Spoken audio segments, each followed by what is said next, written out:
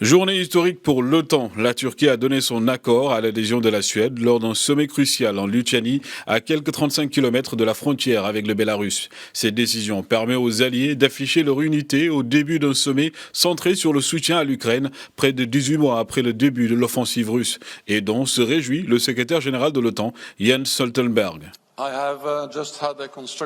L'achèvement de l'adhésion de la Suède à l'OTAN est une étape historique qui profite à la sécurité de tous les alliés de l'OTAN en ce moment critique.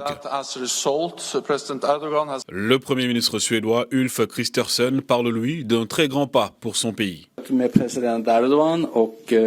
président de la Turquie et le secrétaire général de l'OTAN et moi-même avons serré la main sur cette déclaration commune. Nous faisons ainsi un très grand pas vers la ratification formelle de l'adhésion de la Suède à l'OTAN. C'est une bonne journée pour notre pays.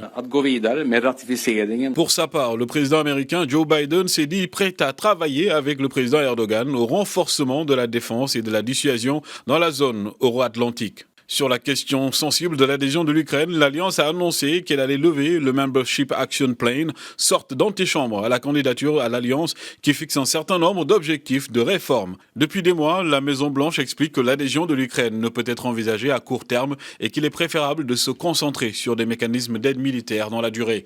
Le secrétaire général Jens Stoltenberg a quant à lui déclaré ce mardi que les dirigeants des pays membres de l'OTAN réunis en sommet à Vilnius vont envoyer un message clair et positif à l'Ukraine dans la perspective d'une adhésion à l'Alliance.